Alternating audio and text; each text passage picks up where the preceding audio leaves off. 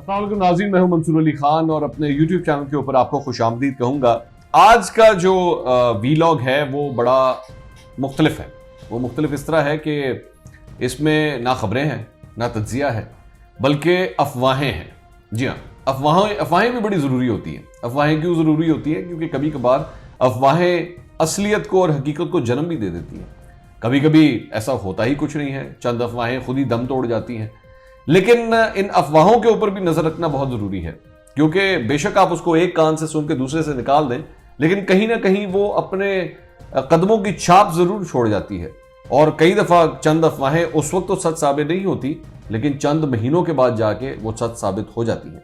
इसमें से एक अफवाह जो मैंने पिछले अपने वीलॉग में शेयर भी की थी, वो फयाजुल हसन चौहान के हवाले से थी, जो मुझे एक महीना पहले जब किसी ने कहा तो मैंने उस वक्त उस बात को अफवाह के तौर पर लिया और मैंने उसको रद्द कर दिया, क्योंकि मुझे उस वक्त उसके अंदर कोई सच्चाई नजर नहीं आ रही थी।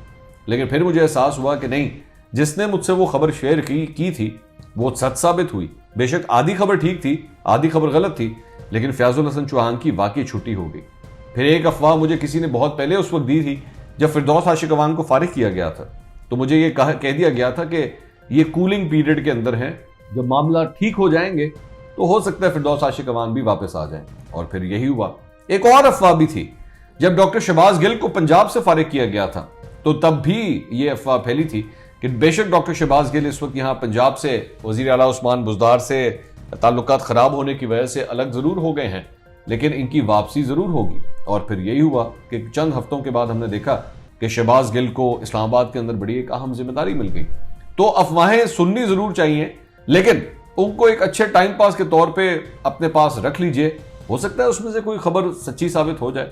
तो अफवाहें आपके साथ आज जरा चंद शेयर करते हैं कि इस्लामाबाद के अंदर अफवाहें क्या कह रही हैं।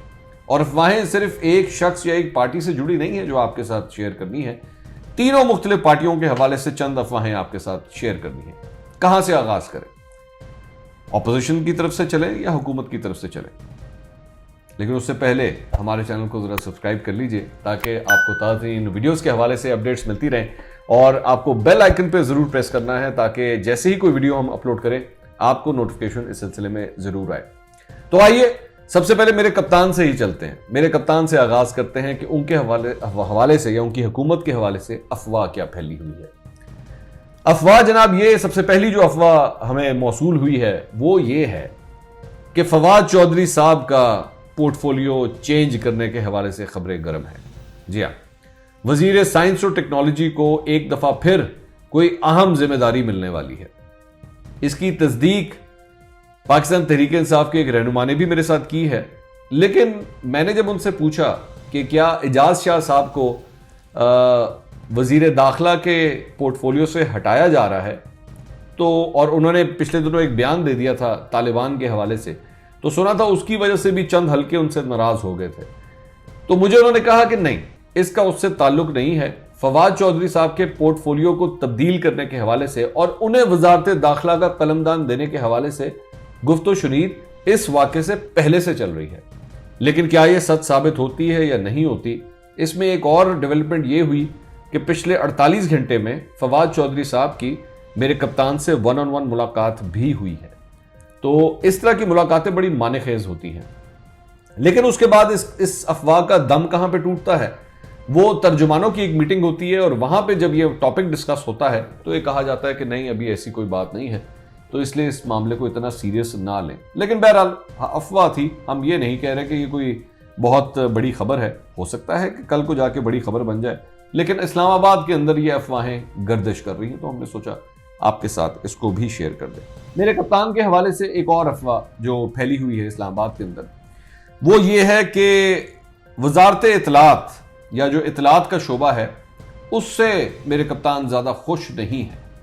वो ये समझते हैं कि इंफॉर्मेशन का जो हमारा शोबा है, जो हमारी मिनिस्ट्री है, उसको जिस तरह परफॉर्म करना चाहिए था इस 2 साल में, वो उस तरह नहीं परफॉर्म कर सकी। और उसकी सबसे बड़ी निशानी ये है कि सबसे पहले ये वजारत दी गई फवाद चौधरी साहब को, उसके बाद फवाद चौधरी साहब से वो वजारत ले ली गई, उसके बाद फिरदौस आशिक अवान को दी गई, उसके बाद फिरदौस आशिक अवान से वो ले ली गई, उसके बाद जनरल रिटायर्ड आसिम सलीम बाजवा को यह जिम्मेदारी दी गई, उसके बाद उन्होंने भी वहां से इस्तीफा दे दिया, और इसी दौरान शिबली फराज साहब को यह जिम्मेदारी दी गई और वो इस वक्त ये जिम्मेदारी निभा रहे हैं। लेकिन पिछले 24 घंटे के अंदर जो सेक्रेटरी इतलात हैं उनको फारिग कर दिया गया है, उनको अपने ओहदे से हटा दिया गया है। और इसकी एक बहुत बड़ी वाज़ेह मिसाल जो है कि पीटीवी के अंदर जो कुछ हो रहा था वो तो आप सबके सामने ही है कि इतलात के शोबे को किस तरह संभाला जा रहा है। अच्छा, इस सारे मामले के अंदर सिर्फ मामला पंजाब तक नहीं आता, मामला पंजाब तक भी आता है। यहां पे भी ये पोर्टफोलियो बहुत दफा तब्दील हुआ है।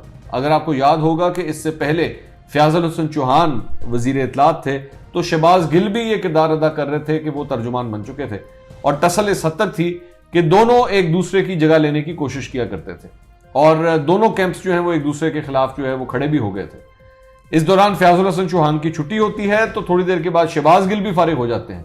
शहबाज गिल जब फारिग होते हैं तो उसके बाद फयाजुल हसन चौहान से इस्तीफा लेने के बाद ये बॉल जो है वो चली जाती है शमशान बुखारी के पास। शमशान बुखारी से उसके बाद ये बॉल चली जाती है मियां असलम इकबाल के पास। मियां असलम इकबाल से बॉल एक दफा फिर आती है वापस फयाजुल हसन चौहान के पास। फयाजुल हसन चौहान से उसके बाद ये बॉल फारिग होकर चली जाती है फिरदौस आशिक अवान के पास। तो आप इस बात से अंदाजा लगा सकते हैं कि इतलात का जो शोबा है उस हवाले से कितनी देर से खिचड़ी पक रही है। चंद हल्के ये भी कहते हैं कि दरअसल में ये वजारत पहले दिन से ही फवाद चौधरी साहब के पास ही होनी चाहिए थी। फवाद चौधरी साहब का अगर पीटीवी के एमडी के साथ फड्डा ना पड़ता, मसला ना पड़ता, तो शायद ये वजारत उनके पास ही रहती। बहरहाल मेरे कप्तान कुछ हद तक नाखुश हैं इस मामले के हवाले से। अफवाह नंबर 2 उसका ताल्लुक है ऑपोजिशन के साथ और वो मामला है नून लीग का।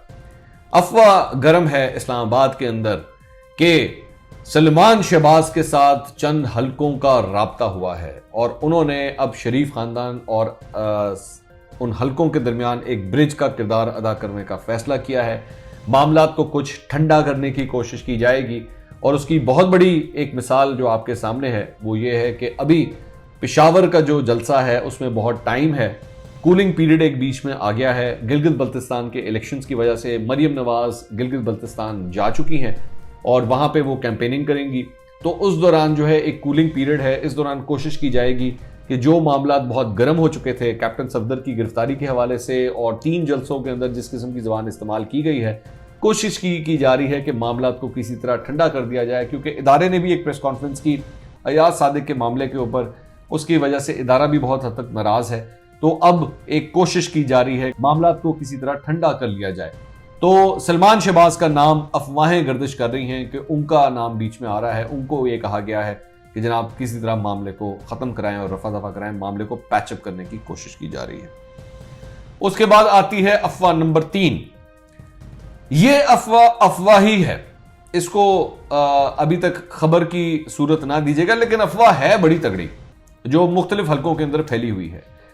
पाकिस्तान पीपल्स पार्टी से जुड़ी इस अफवाह के बारे में यह कहा जा रहा है कि पाकिस्तान पीपल्स पार्टी के मामलात चंद हलकों से तय हो चुके हैं और उनके साथ ये मामलात जो हैं वो काफी अच्छे प्रोग्रेस के साथ चल रहे हैं।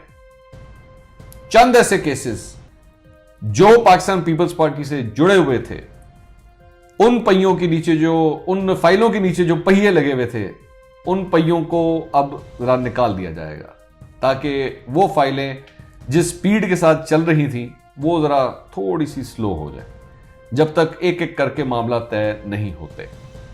और इसकी एक बहुत बड़ी मिसाल गिलगित बल्तिस्तान के इलेक्शन का रिजल्ट भी होगा कि अगर पाकिस्तान पीपल्स पार्टी वहां पे हुकूमत बनाने में कामयाब हो जाती है तो ये एक कॉन्फिडेंस बिल्डिंग मेजर के तौर पे लिया जाएगा कि हाँ मामला वाकई तय हो गए हैं। बिलावल भुट्टो जरदारी ने बड़ी तगड़ी किस्म की कैंपेनिंग की वहां पर और बड़ी जगहों के ऊपर वो गए। कुछ लोगों ने यह भी कहा कि ये इलेक्शन कोड की वायलेशन हो रही है कि एक सिटिंग एमएनए जो है वो इस तरह जाके गिलगित बल्तिस्तान के अंदर जो है वो कैंपेनिंग कर रहे हैं। वहां के चीफ इलेक्शन कमिश्नर ने इसके ऊपर एक प्रेस कॉन्फ्रेंस भी की, ये कहा भी कि बिलावल भुट्टो जो है वो खिलाफ वर्जियां कर रहे हैं, लेकिन किसी की तरफ से कोई रोक टोक नहीं है, उनको खुली इजाजत है कि वो जिस मर्जी किस्म की कैंपेनिंग कर रहे हैं और वो कर रहे हैं। ये नहीं है कि सिर्फ उनकी पार्टी कर रही है, इमरान खान साहब भी वहां पे गए, उसका ये कहा जा रहा है कि जनाब वहां के वजीर आला ने उनको बुलाया था तो इसलिए कोई फर्क नहीं पड़ता। बहरहाल अली अमीन गंडापुर की अगर बात करें या दीगर और रहनुमाओं की बात करें जिनका पाकिस्तान तहरीक इंसाफ से ताल्लुक है, कैंपेनिंग उन्होंने भी की है। मरियम नवाज जा रही हैं तो मरियम नवाज के साथ कई MPAs कई MNAs भी जा रहे हैं, गिलगित बल्तिस्तान जो वहां पे जाके कैंपेनिंग करेंगे। बहरहाल मामला पीपल्स पार्टी का है। पीपल्स पार्टी के हवाले से अफवाह है, सिर्फ अफवाह है कि जनाब अगली हुकूमत अगर इन्होंने बनाई तो ये मामला तय करने के बाद ही बनेगी। और इसके साथ साथ अगर आप पूरी पीडीएम के जलसों के अंदर होने वाली तकारीर देखें तो उनके अंदर वो गर्मी और वो गुस्सा नजर नहीं आता जो नून लीग की तकारीर के अंदर नजर आता है।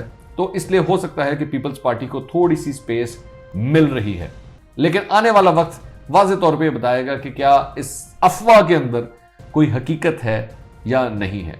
तो ये 3 मुख्तलिफ पार्टियों की अफवाहें थी। हमने सोचा आपके साथ आज अफवाहें भी शेयर कर दें ताकि आपको पता लगे कि दरअसल में ये अफवाहें कहां से गर्दिश कर रही हैं और इसमें कितनी हकीकत है। ये फैसला आपने खुद करना है। चैनल को सब्सक्राइब करना मत भूलिएगा, बेल आइकन को जरूर प्रेस कीजिएगा। आपसे कल दोबारा मुलाकात होगी। अल्लाह हाफिज।